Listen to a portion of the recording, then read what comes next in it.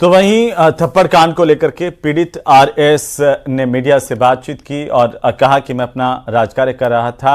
और इसी दौरान उन्होंने ये भी बताया कि नरेश मीणा के आरोप जो उनको लेकर के लगाए गए हैं वो गलत हैं। क्या कुछ कहा सुनिए। देवली उनियारा में मतदान के दौरान जो है निर्दलीय प्रत्याशी नरेश मीणा द्वारा एक आरएस अफसर को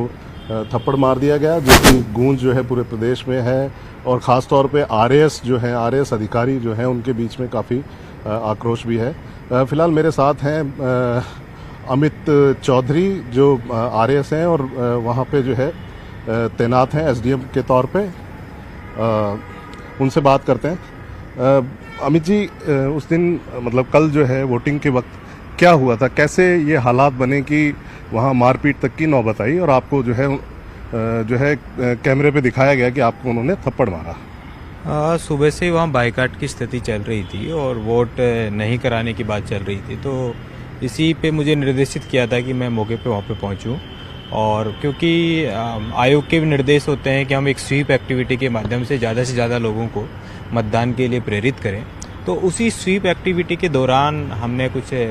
लोगों को मोटिवेट करने की कोशिश करी और अपने जो राजकीय दायित्व हैं उनको निभाने की कोशिश करी। तो उस चीज़ से कुछ लोगों ने उसमें वोटिंग भी की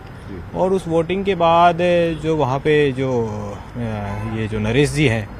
वहाँ पे रोड पे इन्होंने रोक के धरना दे रहे थे, सुबह से ही दे रहे थे, तो ये अचानक से ऐसे एकदम आग बबूला होकर और इन्होंने आके पहले तो ये बूथ में भाग के, जैसा आपने वीडियो देखा ही होगा, पहले तो ये बूथ में गए, तो बूथ में पता नहीं इनकी क्या मंशा थी और उसके बाद आके इन्होंने सीधा मेरे पे एक अटैक किया। तो बस यही घटना थी। उन्होंने आरोप लगाया कि आपने भी उनके साथ गाली गलौज की, इस तरह की बात हुई, वो आपके दफ्तर में आए, तो किस तरह की मतलब क्या बातचीत आपके बीच में हुई जिससे ये मामला?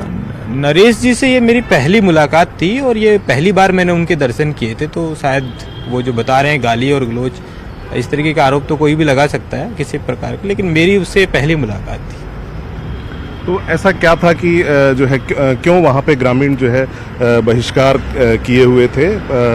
चुनाव का, मतदान? उस गांव की एक प्रशासनिक मांग ये थी कि क्योंकि वो गांव पहले उनियारा सब डिवीजन में हुआ करता था और अभी जो कुछ दिनों पहले वो उसको जो नज़दीकी जो सब डिवीज़न है, इसी विधानसभा का दूसरा सब डिवीज़न देवली है, उसमें उसको ऐड कर दिया गया था, जो उनका हेडक्वार्टर से दूरी ज़्यादा थी। तो इसी चीज़ के लिए वो उसमें अपने गांव को उनियारा में जोड़ने का प्रयास कर रहे थे और इसके साथ के 2-3 गाँव की और भी डिमांड थी, लेकिन वो जो डिमांड थी वो पहले उन्होंने रख दी थी वहाँ पे कलेक्टर मैडम के पास भी, तो मैडम ने उसका निराकरण भी कर दिया था और तत्कालीन जो वहाँ के जो दूसरे गांव वाले थे उन्होंने धन्यवाद भी ज्ञापित प्रशासन का किया था, क्योंकि ये डिमांड 30 अक्टूबर को की गई थी जब आचार संहिता उसमें थी। तो वो डिमांड लेट आई और आचार संहिता का वेट करने के लिए प्रशासन उसका उस समय कोई निराकरण नहीं कर पाया था। तो इसके बाद क्या आपने कोई कार्रवाई की है, आपकी तरफ से कोई कार्रवाई हुई है या वहाँ उनकी तरफ से कोई कार्रवाई, क्या क्रॉस कोई जो है केस दर्ज किए गए?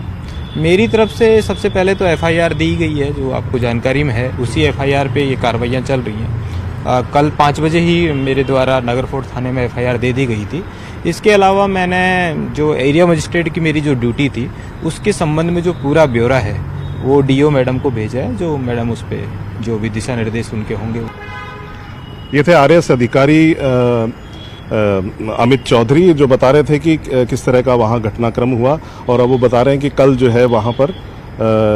जो है सीएम से मिलने का प्रोग्राम है और वहाँ से करीब वे यहाँ सेक्रेटेरिएट जो है करीब 9 बजे के आसपास वो मिलने जाएंगे। कैमरामैन दिलीप चेची के साथ